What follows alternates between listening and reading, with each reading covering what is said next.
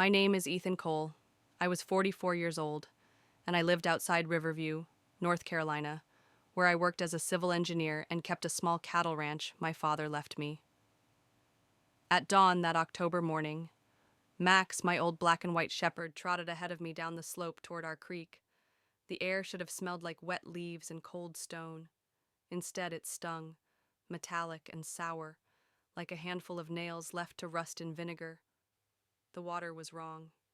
It wasn't brown the way storm water goes brown. It was red. A heavy, opaque red that clung to the bank like paint. A heifer lay on her side at the bend, legs stiff, tongue blue. Another calf staggered knee-deep and then backed away, bawling. My stomach dropped so hard I thought I would be sick. Our creek had run clear my entire life, even after hurricanes. You could see the pebbles and minnows on the bottom.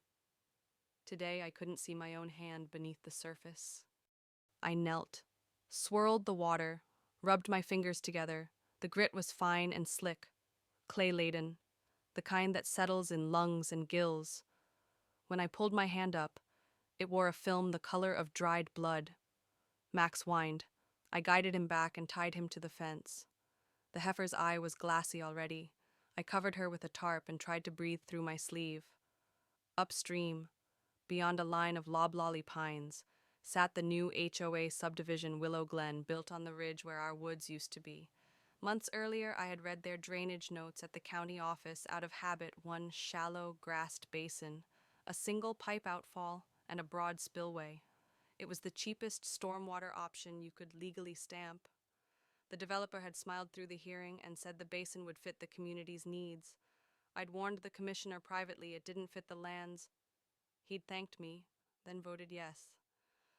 On my side of the property line, a public maintenance road crossed the creek. From there, I could see the outfall down-cutting the bank just inside their fence. A narrow, rust-stained mouth gushing a thin, constant trickle even after a week of no rain. The stain widened downstream into swirls of pink foam collecting under roots.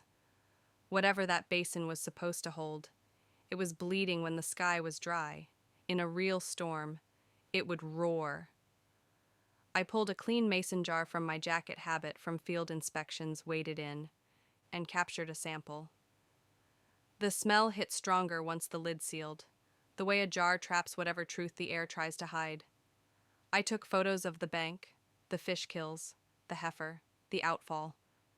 Then I called the county stormwater hotline and the state DQ number I had saved in my contacts. I gave them my coordinates, described the condition, and asked for case numbers. When the dispatcher asked if I knew a probable source, I said, "Yes, ma'am." Willow Glen's Basin. By noon, I reached Marjorie Lang, president of the Willow Glen HOA, at the gatehouse. She stood in a quilted vest beside a fall wreath, clipboard tucked like a scepter under her arm.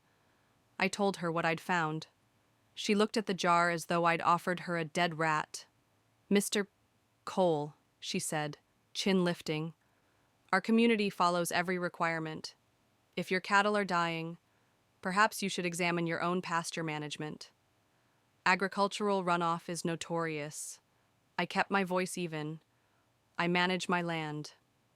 Your basin is undersized and leaking to my creek on a dry day. I've reported it to the county and the state." Her smile thinned. "You are not a resident here. If you harass homeowners or trespass on common areas, we will involve the sheriff. I'm speaking from the public right-of-way," I said, "and asking you, neighbor to neighbor, to take responsibility before a storm turns this into a disaster." She reached for a pen as if to take my name, but the look told me she was writing something else, a story where I was the villain. "Good day, Mr. Cole." On my drive back, a woman from a porch waved me down, middle-aged, tired, a mailbox behind her that didn't match the uniform bronze ones lining the street. "You're the rancher, right?" she asked in a hush. "They fined me $200 because my mailbox was non-compliant. They fined my neighbor for a tiny vegetable bed. We can't breathe without a letter. If they did this to your creek, She trailed off, eyes flicking to a security camera above the clubhouse sign. Be careful. They write people into the ground. I buried the heifer at dusk behind the pecan trees. My father had taught me to read water by sound, the hush of a clear run, the choking gulp of a clogged culvert. As the light slipped, the creek made a noise I had never heard before, a sticky whisper like wet soil slumping. Clouds muscled in from the west. The forecast called for an inch, maybe 2. I set my phone on a tripod at the public crossing, framing the outfall stain and the line where my grass turned red. When the first fat drops fell, they pocked the creek with dark circles that spread and touched and vanished. The ridge above the subdivision glowed briefly under lightning, a clean geometry of roofs and gutters. Then, somewhere behind those pines, water began to move faster than the earth could hold. When the sky opened, the creek didn't turn red again. It poured red, a solid curtain rolling end to end, carrying shredded grass and a rag of orange construction fence. In the beam of my headlamp, the stain at the outfall wasn't a stain anymore. It was a ribbon, thick and loud, and it was coming from exactly where I had told her it would. The storm that night hammered our valley. By morning, the creek had swollen over its banks, leaving streaks of clay up my fence posts and puddles that smelled like paint thinner. When the water pulled back, it left behind dead fish, slicked stones, and more than one of my cows coughing and staggering as if their lungs were burning from the inside. I wasn't imagining it. This wasn't just agricultural runoff, as Marjorie had sneered. My herd was sick, my land poisoned, and the evidence was smeared across every blade of grass. I documented everything: photos of the carcass I had buried, samples sealed in jars, a log of rainfall against the exact hours the basin upstream overflowed. I even measured the slope of the ditch leading from their property line to mine, noting how the outfall pipe had cut a trench deeper each storm, carving a scar right into my pasture. My training as an engineer wasn't abstract anymore, it was survival. 2 days later, I received a call from the county inspector assigned to my complaint. His voice was polite, measured, but beneath it ran the tiredness of someone who had dealt with HOA boards too many times. Mr. Cole, I visited Willow Glen's basin. On paper, it meets minimum state specs, but it's undersized for your watershed. Frankly, it never should have been approved. Then stop it, I said. Shut it down until it's fixed. A pause. Then a sigh. That authority sits higher than me. You'd need an independent study or a court order. I hung up with my jaw tight. I could see the game already: paperwork shielding negligence, officials passing responsibility like a hot coal. Meanwhile, my animals were dying. That evening, as I hauled water from my well to keep the remaining herd hydrated, I noticed tire marks pressed deep into the mud by my barn. Spray paint smeared across the boards in dripping letters, "Stop digging." The chill that ran through me wasn't just from the October air. Someone had come onto my land in the night. Someone tied to that HOA wanted me silent badly enough to leave a warning where my family slept. I wasn't about to bow. Instead, I doubled down. I drove to the university where an old colleague, Dr. Sylvia Harper, taught hydrology. Sylvia was sharp-eyed, relentless, the kind of scientist who saw numbers as a weapon. She agreed to walk the site with me the next day. When she saw the outfall gouging into my property, she shook her head.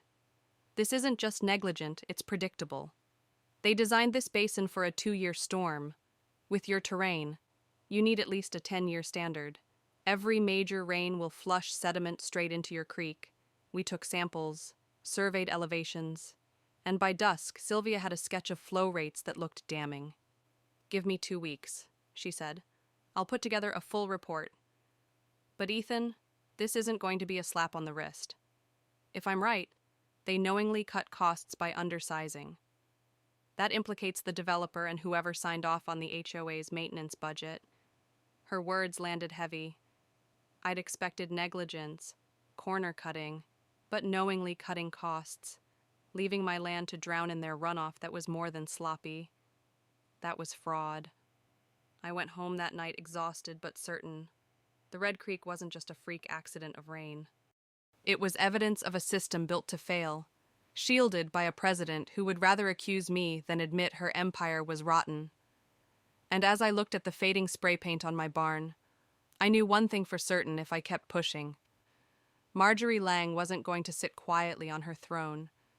She would come for me with everything she had. 2 weeks later, Sylvia placed a thick binder on my kitchen table.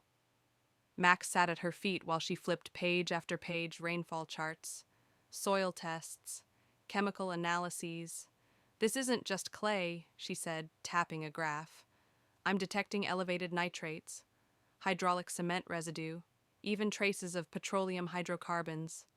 That basin is bleeding construction debris straight into your watershed." I leaned closer, reading her conclusions. Meaning what? Meaning your cows aren't just drinking mud. They're ingesting toxins.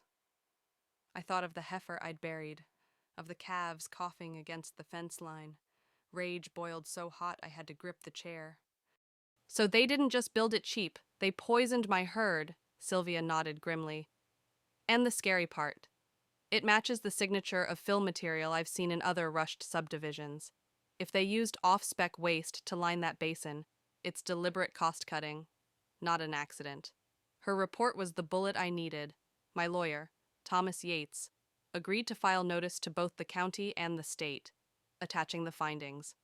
"This isn't small claims," he said. "You're looking at negligence, fraud, maybe even environmental violations. But brace yourself. HOAs fight with money, not reason." He was right.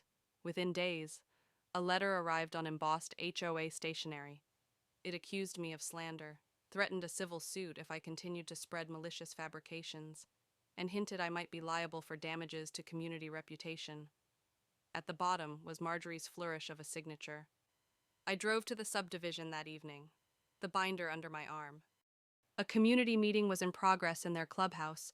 Through the glass doors, I could see Marjorie standing at a podium, gesturing with a manicured hand as residents filled rows of chairs.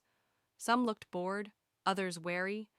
I stayed outside on the public sidewalk, waiting until her speech wound down. As residents began to file out, I approached a small group. "I'm Ethan Cole. My land borders your subdivision. I need you to see this."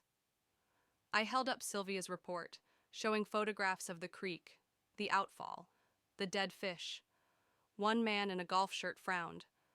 "Marjorie said you were trying to extort money, that your cows were sick before." I flipped to a page of lab results. "These are independent tests. The contaminants in your runoff are illegal. They don't just kill cattle, they'll seep into groundwater. That means your kids' drinking water." A woman gasped softly. Another whispered, "My garden's been wilting since the last storm." But before I could press further, Marjorie swept through the doors, eyes locking on me. "Mr. Cole, you are trespassing and harassing my residents again." Her voice rang sharp, pulling eyes toward her. "Don't believe this man. He's a disgruntled farmer trying to line his pockets." I kept calm. "Ask to see the report yourselves. It's your health on the line, too." Her smile never wavered. "Neighbors, you don't need to waste time on paranoia. Trust your board we keep your fees low and your property values high. Don't let an outsider sow fear." I could see the uncertainty ripple through the group. Some stepped back toward her, clinging to the promise of stability. Others lingered, glancing at my binder. Seeds of doubt had been planted, but Marjorie's grip was strong. That night, I returned home to find my mailbox torn off its post and smashed in the ditch. No note this time, no words, just destruction, raw and blunt. I set the shattered box on my porch, stared at the creek running dull red in the moonlight, and whispered to myself, "They think fear will stop me. They have no idea what I'm willing to lose." The basin wasn't just undermining my farm anymore. It was poisoning an entire community. hidden behind HOA bylaws and pretty landscaping. And I wasn't the only one suffering, I was just the first to fight back. The next week, the county scheduled an official inspection of Willow Glen's stormwater basin. I arrived early at the public access road, binder under my arm, camera slung across my shoulder. The inspector pulled up in a white pickup, clipboard ready, but what caught my attention was the figure already waiting at the basin, Marjorie Lang, dressed in a tailored suit, her pearl necklace gleaming even under a cloudy sky. She greeted the inspector with a smile that looked rehearsed. "Mr. Cole," she said. Her tone clipped. "This inspection doesn't require your presence." I stood my ground. "This basin's runoff is killing my livestock. I'll be here to document." The inspector glanced nervously between us. "This is a public access corridor. He can observe." Marjorie's jaw tightened, but she smoothed it over with another smile. "Of course. Transparency is always our policy." We walked the embankment. The basin water was murky, the surface film a dull orange. The outfall gurgled even though there hadn't been rain for days. The inspector noted erosion channels along the slope, grass patches washed bare. Sylvia's findings were mirrored right before us, in plain sight. But Marjorie leaned in close to the inspector, her voice pitched low, though I could still hear. "You understand. Our homeowners are distressed. This man is stirring trouble. If your report triggers unnecessary costs, I'm afraid the county may have some very upset constituents." I snapped a photo, Marjorie whispering, while the inspector scribbled. Her influence was clear. After the inspection, the inspector promised results in several weeks. Too long. My cattle didn't have several weeks. That evening, a neighbor from Willow Glen, the same woman who had whispered about mailbox fines, knocked on my door. Her name was Janet Miller. She clutched a manila envelope like it was contraband. "I shouldn't be here," she said, eyes darting. "But you're not wrong. It's not just your land they're ruining. They've bled us dry too." She handed me the envelope. Inside were photocopies of HOA violation letters, absurd fines for flower pots, for kids' bikes left on porches, for lawn shades of green that didn't match the board's standards. Some families owed thousands in penalties. Janet's voice shook. "We've tried to fight. They threaten liens on our homes. People are scared. But if you take them down over the creek, maybe everything else comes out too." Her courage steadied something in me. This wasn't only my battle anymore. It was a pattern control through fear, hidden under the guise of community standards. The next day, Sylvia finalized her report. She laid it flat across my kitchen table. "Ethan, this is airtight. The basin was designed to fail. Here's the kicker, look at the construction invoices." She pointed to figures circled in red. They charged the HOA full price for reinforced concrete, but on site, it's thin shotcrete mixed with fill. They pocketed the difference. That's fraud, fraud. The word landed like a hammer. This wasn't incompetence. It was theft dressed up as drainage. Thomas, my lawyer, leaned back in his chair, whistling low. "We take this to court. They won't just face environmental violations. We're talking civil damages, maybe even criminal charges if the DA smells blood." But before I could savor the thought, a new letter arrived, certified mail, stamped urgent. It accused me of trespassing during the inspection and warned that if I continued unlawful surveillance of HOA property, the board would file for a restraining order. Marjorie was escalating. She wasn't waiting for court. She was trying to cut me off before I could even breathe. That night, while I carried feed to the barn, headlights flared at the edge of my property. A black SUV idled, engine rumbling. When I stepped forward, it sped away, tires spitting gravel. In its wake, I found another message sprayed across my fence: "Drop it or lose everything." For the first time, I felt a chill of doubt. This wasn't just financial ruin they were threatening. It was personal. But then I remembered Janet's trembling hands, her envelope of fines, the desperation in her eyes. If I backed down, Marjorie would keep crushing them, and more cattle would die. I tightened my grip on Sylvia's binder and whispered, "If they want a war, they've got one. They've got."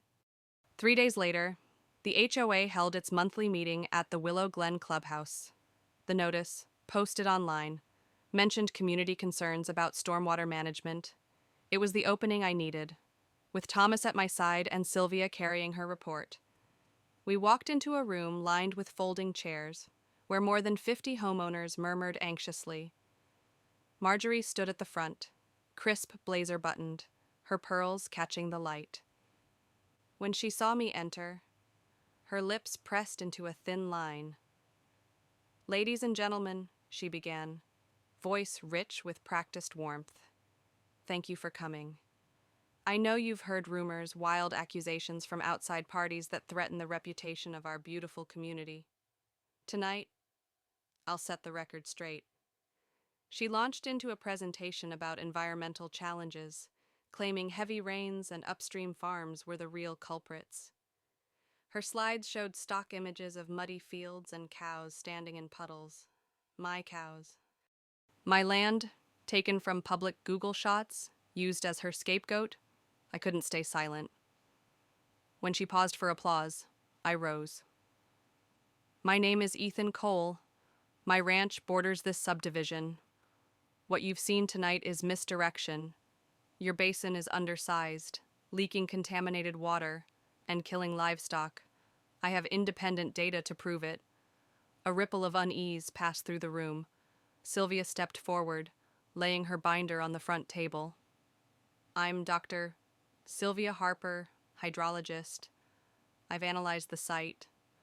The basin was designed with less than 2/3 required capacity, and the materials used cheap fill and thin concrete are failing. Every storm pushes toxins downstream. This isn't opinion, it's science." Murmurs grew louder. A man in the second row raised his hand. "My basement's been flooding since last winter. Could that be connected?" Before Sylvia could answer, Marjorie's voice sliced in. "Do not be misled by theatrics. This so-called expert was hired by Mr. Cole, who has a personal vendetta. He's already threatened lawsuits, hoping to squeeze money from hardworking families like you." I clenched my fists but kept steady. "I'm not asking for a dime. I'm asking you to look at the evidence. Because if that basin fails completely, your homes are next." For the first time, I saw hesitation on faces. Some leaned toward Marjorie's reassurances. Others leaned toward us, desperate for answers. The fracture lines were showing. Then a woman stood, Janet Miller. Her voice trembled but carried. "Marjorie, you fined me $200 for a mailbox that didn't match. You fined the Parkers for letting their kid ride a bike in the cul-de-sac. You've drained us with penalties, and now you expect us to trust you about poison in the water gasps." Heads swiveled. Janet held up copies of violation letters. "We've been bullied for years. If Mr.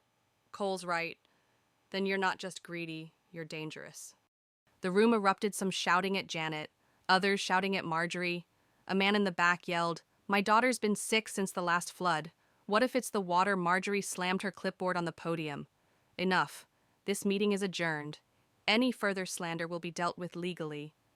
She stormed out, heels clicking like gunfire. Sylvia leaned close to me as the room dissolved into chaos. "You just cracked her armor. She can't keep control much longer." But Thomas wasn't smiling. He pointed toward a pair of men near the door, broad-shouldered, arms crossed, watching me too intently. "She won't play defense forever. Get ready for retaliation." We left under the weight of dozens of stares, some hopeful, some hostile, all burning with the knowledge that something rotten was festering in their community. That night, back at the ranch, I found my gate wide open and two of my calves wandering loose by the road.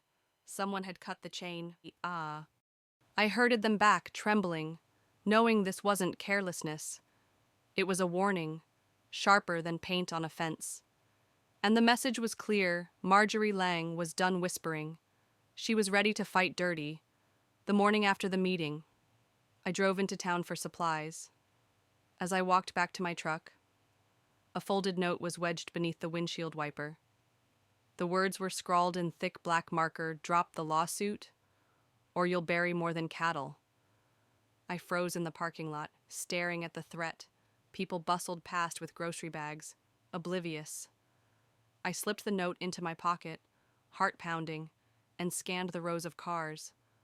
A dark SUV pulled out 2 aisles over the same kind I'd seen idling near my fence, back at the ranch.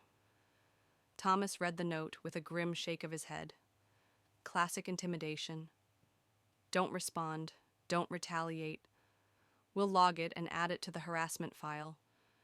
If she's this desperate, it means your evidence is hitting a nerve. That evening, I walked the creek's edge, checking the fencing where the water had carved new scars. The smell was worse, sourer, like rotten eggs. I saw minnows floating belly up in shallow pools, carried no further than the poisoned current would allow. I wondered if the families upstream had any idea what they were walking their kids past. Then headlights appeared. Janet's old sedan pulled onto the shoulder, and she climbed out, clutching a folder. "I don't have much time," she said, eyes darting nervously, "but others are ready to talk." She opened the folder and spread papers across the hood, HOA budgets. Minutes from closed board meetings, copies of invoices. She pointed to one. "Look here. They billed us for basin maintenance last year, $10,000. But no contractor ever came. We asked, and they told us records were private." Another page showed landscaping fees that doubled each quarter, all signed off by Marjorie. "She keeps raising fines, but the money never adds up. People are furious. Ethan, they just need someone to prove it. I took photos of everything. My hands shook, not from fear, but from the sudden weight of truth. This wasn't just environmental negligence. It was a racket fake expenses, inflated fees, intimidation. And the creek was only the part they couldn't hide behind paperwork."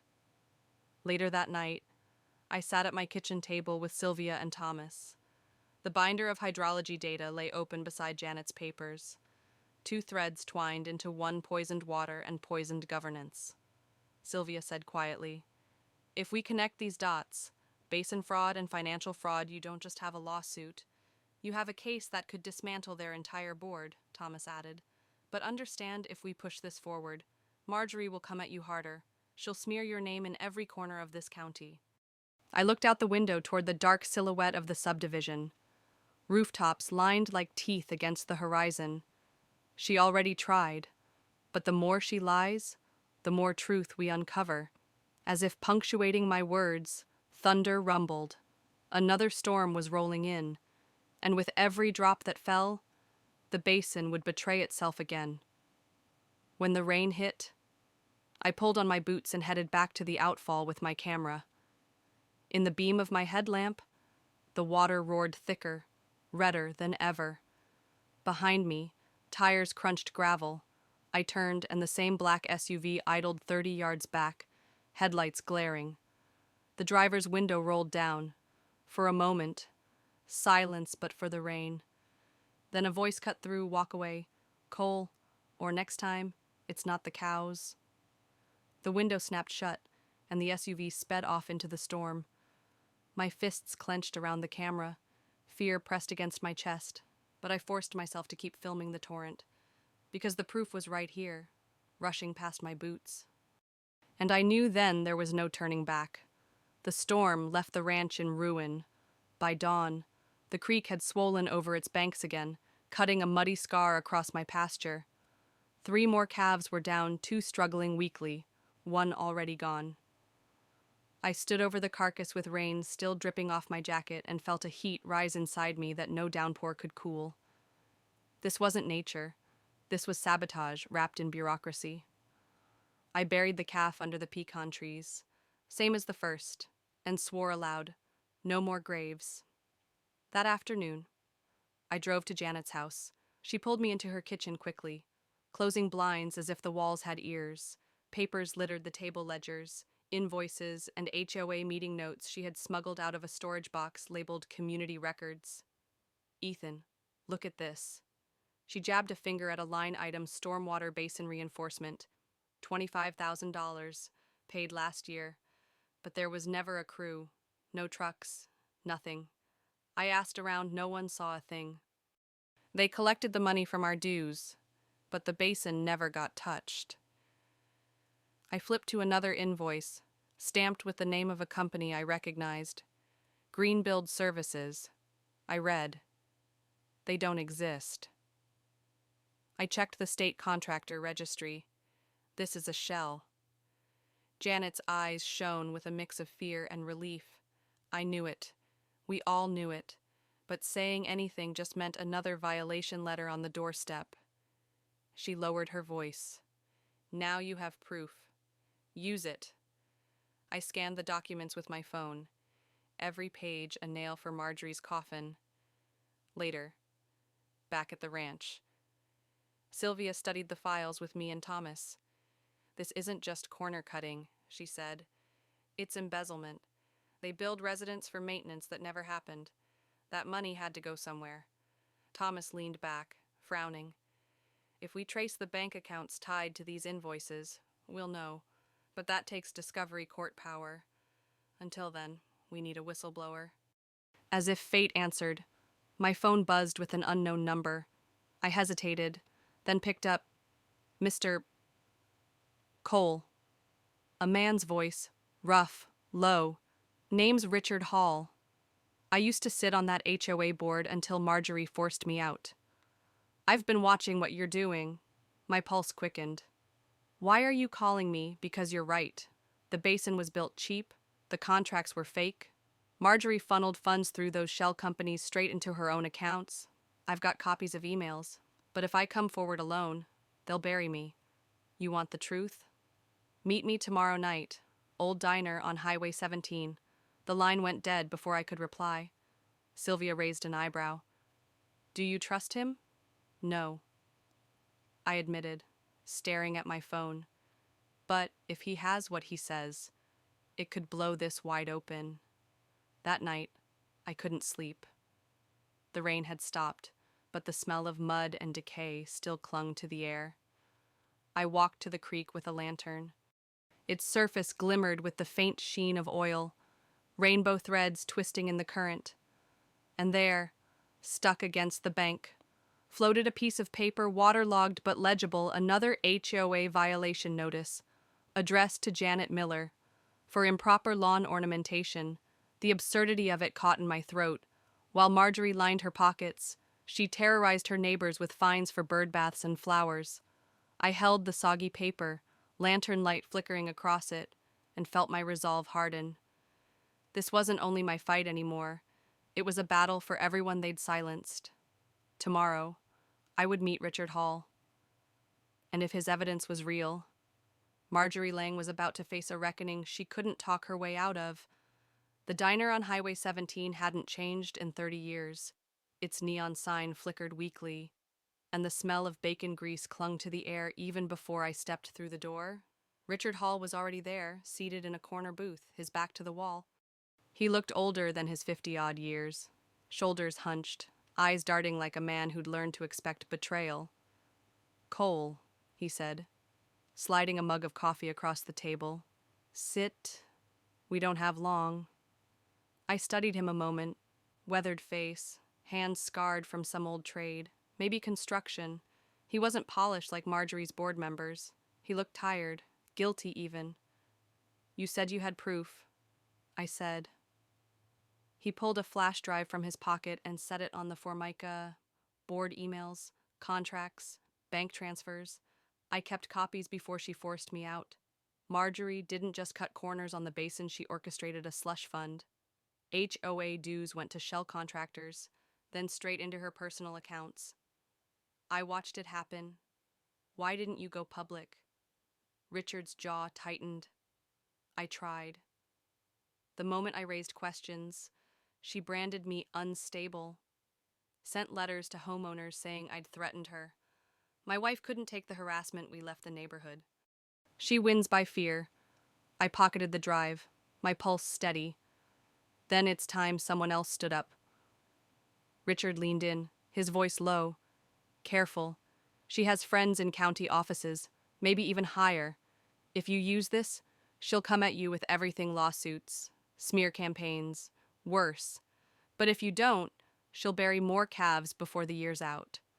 We shook hands, and I left with the flash drive burning in my pocket like a live coal, back at the ranch. Sylvia helped me open the files. Line after line of payments scrolled across the screen. Greenbuild Services, River Rock Consulting, Suncrest Management, all non-existent. And then transfers into an account under Lang Community Consulting LLC, Marjorie's personal shell. Tens of thousands siphoned every quarter.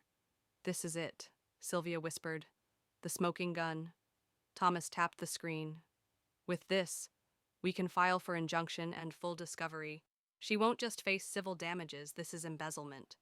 If the DA bites, she could face criminal charges. But before the hope could settle, headlights swept across my windows. A car idled at the end of my drive.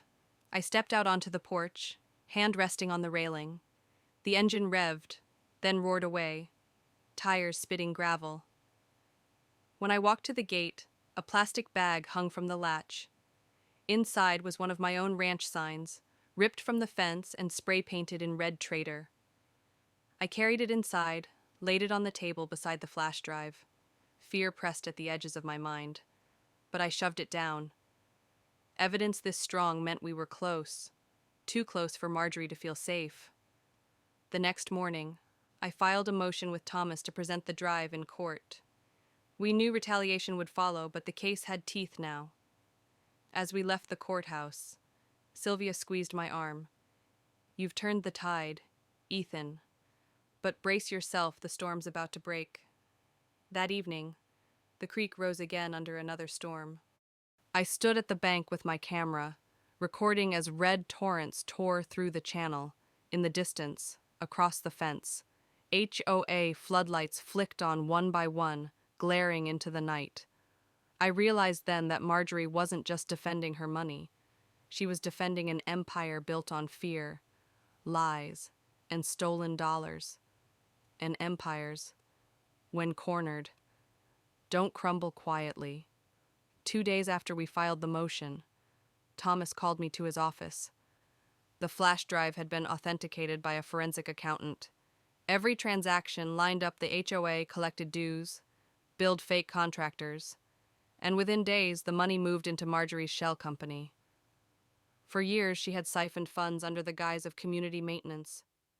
Ethan, Thomas said, sliding the report across his desk. This isn't just a civil case anymore. If the DA sees this, she could face felony charges.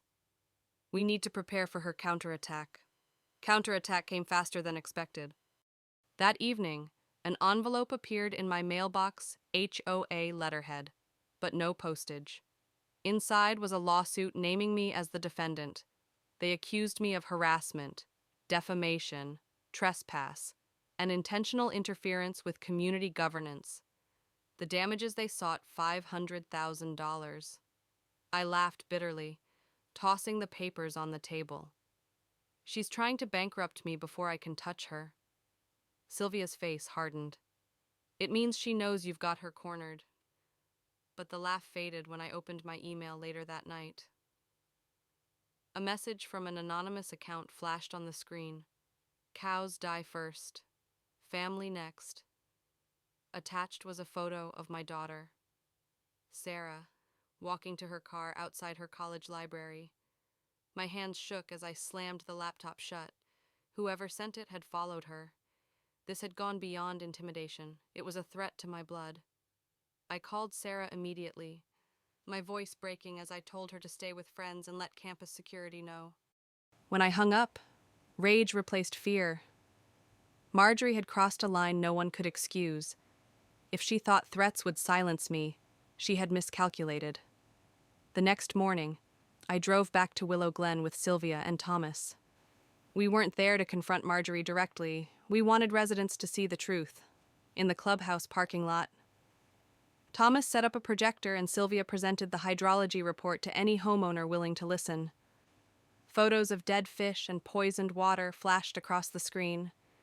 Then came the financial records line items proving money had been funneled into Marjorie's shell company. Janet stood beside us, voice quivering but strong. This is where your dues are going. Not into your roads. Not into your safety, into her pocket. She's been fining us for mailboxes while stealing thousands behind closed doors. A man in the crowd shouted, "I've been paying special assessments for 3 years, and my basement still floods." Others joined, anger breaking through fear. The clubhouse doors burst open. Marjorie stormed out, flanked by 2 board members. Her face was crimson, her voice a whip. "Do not listen to these liars. This is trespassing, slander. And I assure you, legal action is already underway. These outsiders are here to destroy your community." But this time the crowd didn't shrink. Janet raised her voice. "Our community was already destroyed by you." Shouts of agreement rippled through the residents. For the first time, Marjorie's mask slipped. She sputtered, waving papers that no one wanted to see. I caught her eyes across the lot. She mouthed a single word: war. That night, as I lay awake listening to the creek gurgle its poisoned lullaby, I understood the truth. This wasn't just about water or cattle anymore. It was about power. Marjorie had built a kingdom on fear and fraud, and kingdoms like hers never surrendered without blood, or in this case, without dragging everyone down with them. But she had made one fatal mistake. By threatening my family, she turned my fight for survival into a crusade, and I wouldn't stop until every secret she buried was dragged into the light. Courtrooms never smell clean. They smell of dust, old wood polish, and too many anxious people sweating in suits.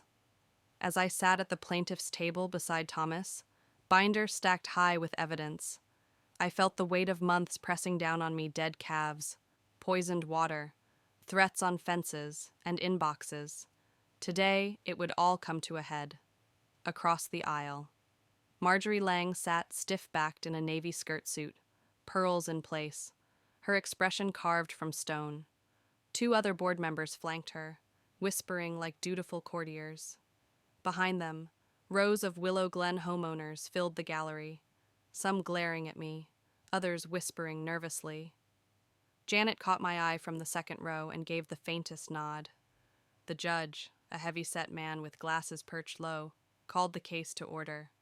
Thomas rose first. He laid out the facts with surgical precision: the poisoned creek, Sylvia's expert analysis, the undersized basin, the fraudulent invoices, the shell companies. Every word painted a clearer picture of a scheme designed not just to cut costs, but to funnel money into Marjorie's pockets while silencing anyone who questioned her. Sylvia testified, explaining charts and graphs that proved the basin was incapable of handling even a moderate storm. She described the toxins found in the water and the link to construction debris. Her voice was calm, steady, undeniable. Then it was Marjorie's lawyer's turn. He painted me as an embittered farmer blaming his troubles on progress. He claimed Sylvia was biased, paid to fabricate. He argued that homeowners had consented to all fees and that any irregularities in accounting were administrative errors. Finally, Marjorie herself took the stand. She clasped her hands dramatically, eyes wide with feigned innocence. "I have dedicated years to serving my community," she said. "Mr. Cole has harassed me, frightened my residents, and staged these claims to undermine our neighborhood. He seeks money, nothing more." Her performance was smooth, but as she spoke, Thomas slid a printed email chain across the judge's desk, one of the files from Richard Hall's flash drive. The top email read, "Root Green Build Payment to Lang Consulting. Homeowners will never know." It was signed by Marjorie herself. Gasps rippled through the gallery. Marjorie froze, then stammered. That email is out of context, fabricated," but another homeowner rose in the gallery, waving a packet. It's true I demanded receipts for my assessment. They never existed. The judge banged his gavel for order, but the tide had shifted. Homeowners murmured angrily, papers shuffling, voices rising. Marjorie's composure cracked. Her hands shook as she tried to regain control. Thomas leaned toward me, whispering, "We've got her." "Just hold steady." I watched as Marjorie's mask faltered, and for the first time I saw fear flicker behind her defiance.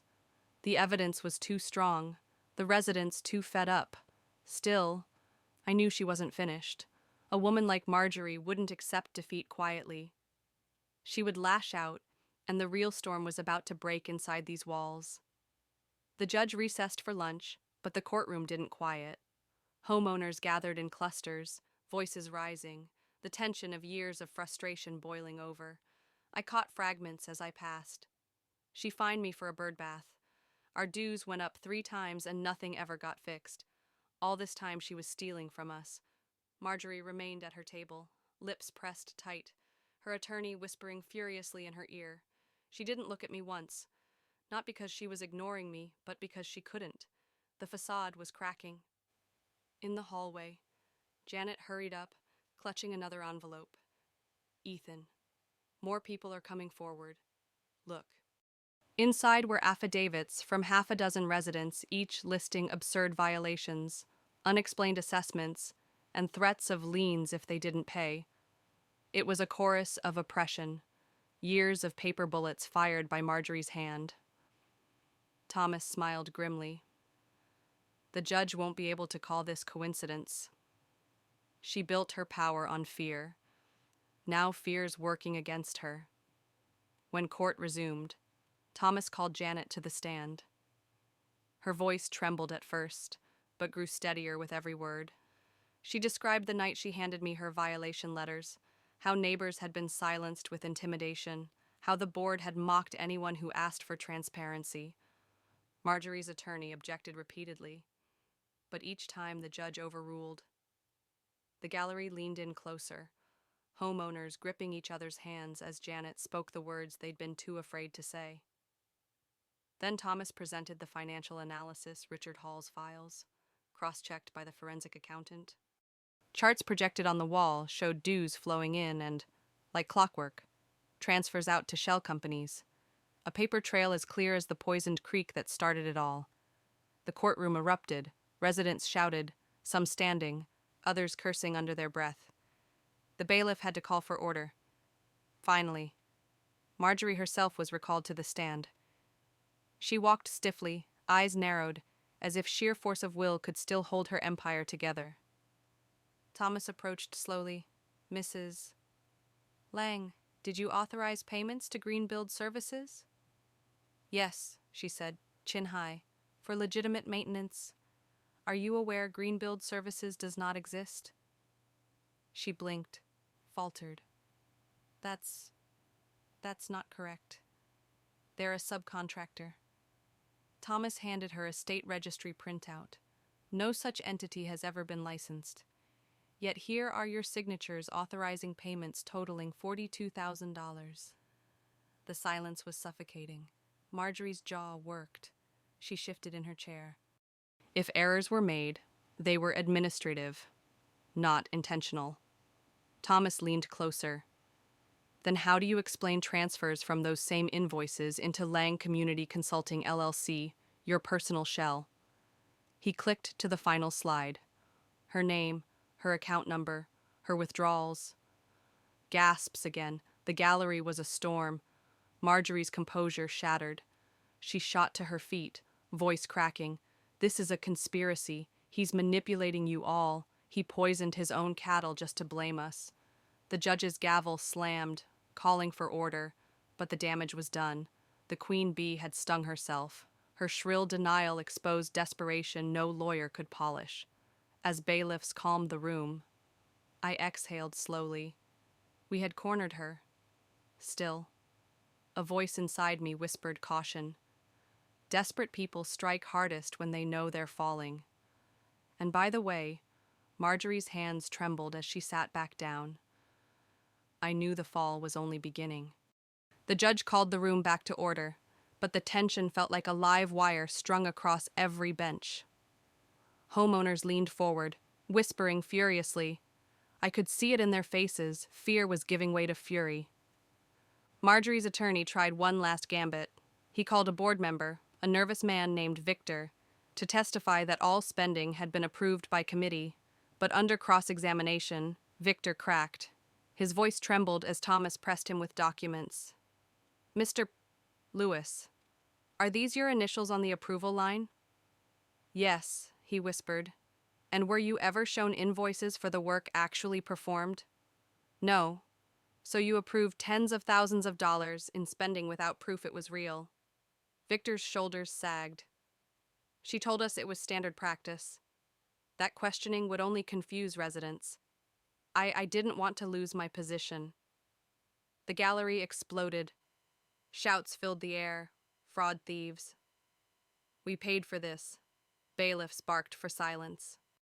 But it was too late. The tide had turned fully against her. Marjorie rose suddenly, slamming her palms on the table. Her pearls rattled against the wood as she shrieked. I built this community without me. Your homes would be worthless. You think you can manage without my rules. You're nothing without me. Her voice cracked, the mask gone. Homeowners recoiled, some gasping, others shouting back. I caught sight of Janet in the front row, tears streaking down her face, but her chin was high, defiant. The judge's gavel thundered. Order, Mrs. Lang. Sit down at once. But she didn't. She pointed straight at me, eyes blazing. You ruined everything. Your filthy cows, your lies, your scheming. Her attorney tugged at her sleeve, whispering frantically. She yanked her arm free, shouting louder. This is a witch hunt. You're all blind sheep. You'll regret this. The bailiff stepped forward, firm hand on her shoulder, guiding her back into her seat. The room fell into stunned silence, broken only by her ragged breathing. The judge leaned forward, voice measured but sharp. I have heard enough. The evidence of financial misconduct and negligence is overwhelming. This court will issue a full injunction. The HOA board is hereby suspended pending state investigation. Furthermore, the developer responsible for the basin will be compelled to fund immediate reconstruction to meet proper standards. A wave of sound rippled through the room. Relief, disbelief, even cheers muffled quickly by the bailiff's stern glance. I sat frozen, the words echoing. Suspended. Investigation. Reconstruction. After months of struggle, the truth was out in the open. But even as Marjorie sat trembling, her empire crumbling around her, a chill crept up my spine. Because a woman like her didn't simply collapse. She would claw, bite, and drag anyone she could down with her. And I knew the fight wasn't finished until every last stolen dollar and every last lie was dragged into the light. The day after the court's ruling, the creek finally ran clear again. Rain from the night before had rinsed the basin, but for once, the water sparkled instead of bleeding red. I stood on the bank with Max at my side, watching minnows dart between stones, and felt something I hadn't in months: relief. But relief wasn't victory. Not yet. News traveled fast. Within 48 hours, local reporters camped outside Willow Glen's gates. Headlines splashed across the county: HOA president under investigation for fraud, and developer ordered to rebuild stormwater basin. Residents who once whispered in fear now spoke openly, handing copies of violation letters to journalists, telling stories of intimidation, liens, and harassment. Janet called me, her voice bright for the first time. Ethan, people are lining up to sign a petition for new leadership. They're tired of hiding. You started something, but I knew who wasn't celebrating. Marjorie, even suspended. She clung to her throne. Reporters caught her storming from her house, shouting about conspiracies, claiming I was a corporate saboteur sent to destroy her. It might have been laughable if not for the venom in her eyes when she spotted cameras. She wasn't done fighting. Meanwhile, the developer's crew moved in, heavy machinery tearing at the failed basin. Trucks hauled in proper materials, reinforced concrete, stone riprap, clay liners. This time, the work matched the blueprints I had argued for years ago. And when the plans were unveiled at a county meeting, they included something unexpected: a public stormwater park with walking trails, benches, and a fitness loop. The developer has agreed to fund the park as part of their settlement, the commissioner explained. It will provide both flood control and recreational space. I couldn't stop the smile tugging at my mouth. What had started as poisoned water would end with a park the whole town could enjoy, yet satisfaction mixed with unease. The DA's office had opened a criminal inquiry into Marjorie's finances, and subpoenas were flying. But desperation makes people reckless, and Marjorie had already proven she would go further than most to hold her power. One evening, as I locked the barn, headlights swept across my yard again. I braced myself, expecting the SUV. Instead, it was Janet, her face pale. She handed me a folded piece of paper. "They slid this under my door," she whispered. It was a crude flyer printed with block letters: "Anyone helping Cole will pay. Back down or be ruined." Fear flashed in her eyes, but she didn't back away. "I'm not quitting. None of us are. But you need to know she still has allies." I folded the flyer, tucking it into my jacket. "Then we keep going. We've come too far to stop now." As Janet drove away, I looked back at the creek, its surface silver under moonlight. For months it had been a symbol of destruction, but now it glimmered with possibility. Still, one truth echoed in my mind until Marjorie Lang herself was stripped of every stolen dollar and every ounce of power. The water might run clear, but the fight wasn't truly over. The county's reconstruction of the basin moved fast. Every day I drove past the site, watching bulldozers carve deeper foundations, workers laying reinforced concrete, surveyors checking grades. Where once there had been a shallow grass pit bleeding red, now rose the skeleton of a structure that could actually hold back a storm. But the real surprise was the transformation surrounding it: new trails, young trees planted along berms, signs announcing the future Willow Glen Community Park and Greenway. For the first time in years, I saw homeowners smiling as they walked their dogs past the work site. Parents pointed out the excavators to their kids, talking excitedly about playgrounds and jogging paths. It felt like the whole community was waking up from a nightmare. But Marjorie wasn't fading quietly.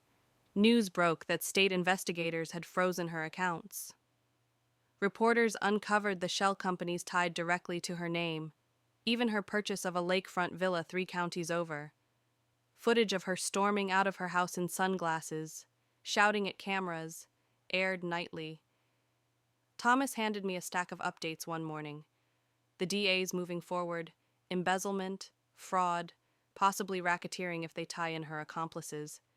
But expect her to play victim until the end. Sure enough, Marjorie filed a countersuit, this time claiming she was the one harassed and defamed. Local talk radio mocked it, callers laughing at her desperation, but the paperwork was real. She was still swinging, even as the ground gave way under her feet. Janet and several other residents organized a community gathering on the unfinished park site, a symbolic reclaiming of space. I stood at the edge while families carried lawn chairs and coolers, settling on the grass. Janet took the microphone. For too long, we lived in fear of fines, threats, and lies. She said, "Now we take back our voice. This park isn't just concrete and trails. It's proof that when neighbors stand together, no one person, no matter how loud or cruel, can control us forever." Applause rolled across the field. A few people clapped me on the back, thanking me for fighting when they couldn't. I shook my head.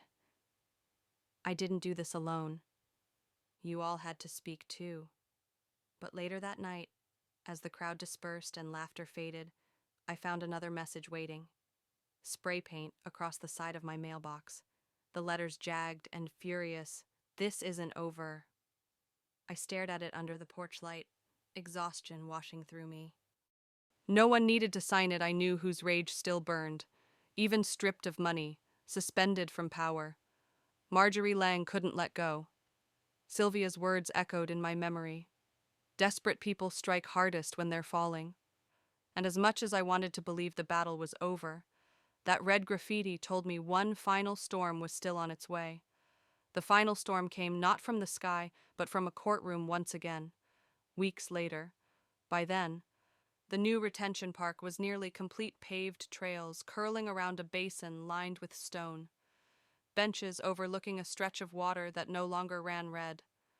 Families already walked the paths in the evenings, children chasing each other along the embankments.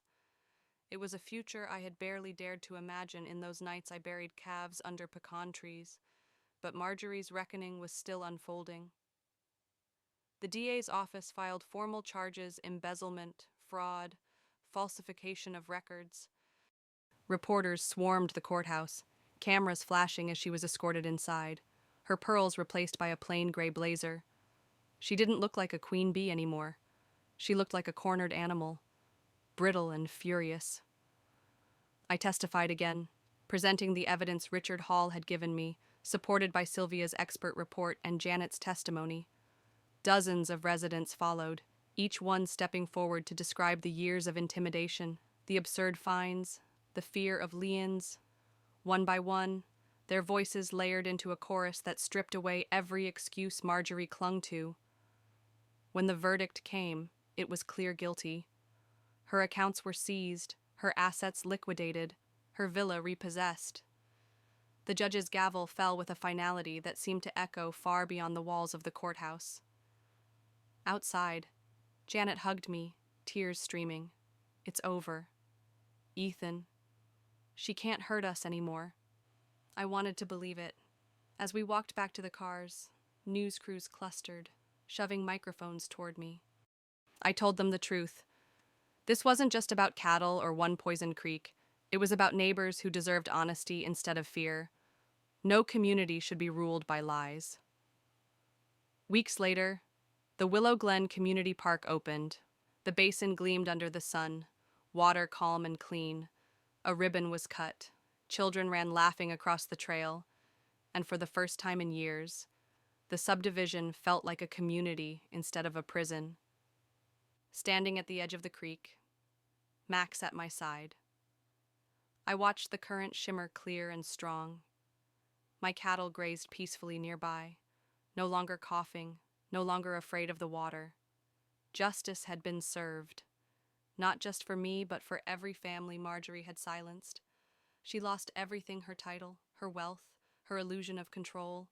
The community gained not only a park, but a voice. I breathed deep, the air finally free of that metallic stench, and asked the question that lingered in my heart.